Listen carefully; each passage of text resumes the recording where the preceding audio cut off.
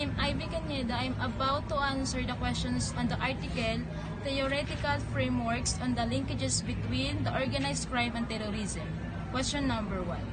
What similarities are there between organized criminal activities and the terrorists that provide explanations as to why there might be linkages between them?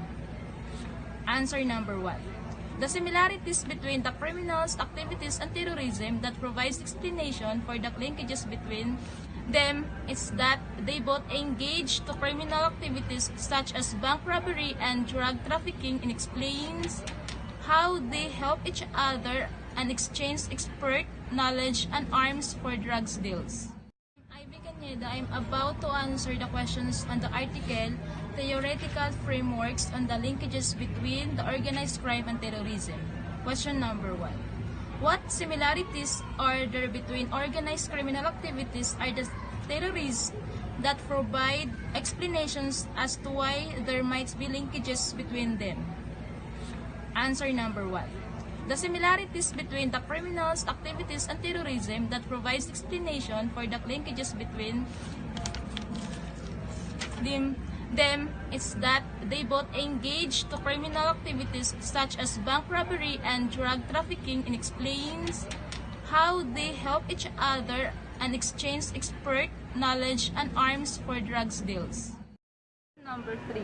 What theoretical models have been developed which is your view best explain how and why linkages occurs between organized crime and terrorism?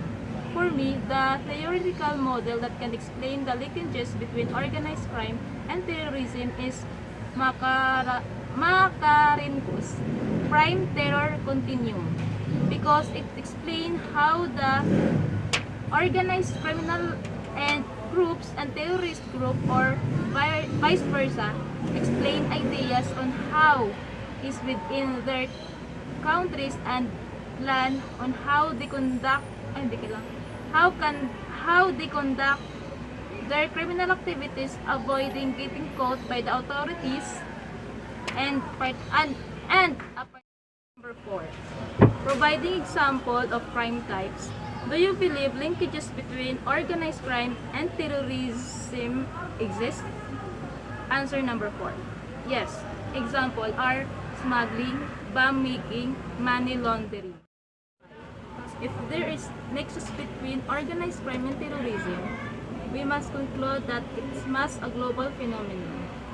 Critically discuss this statement, providing example to explain why you agree and disagree with it. Answer number 5. I agree, because it obviously explains how will the terrorist group and organized crime group organize their techniques and how they conduct their crimes, and as Makarenko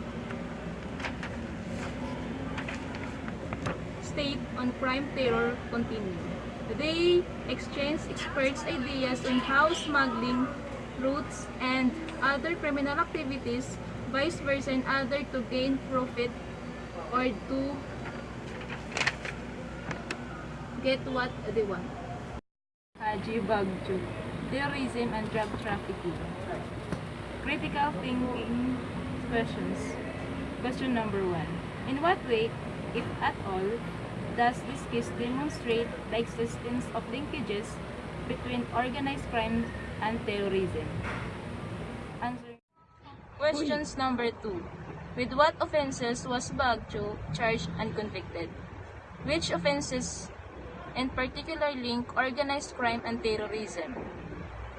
Answers number 1. He was charged and found guilty of narcotics distributions and narco-terrorism and sentenced to life in prison. Second answer. He had used his drugs proceed to support and high-level members of Taliban finance terrorism. Question number 3. For what reasons was the convicted for drug trafficking while funding terrorism or narco-terrorism vacated by the court in 2015? Answers. Bagjo filed a motion for a new trial.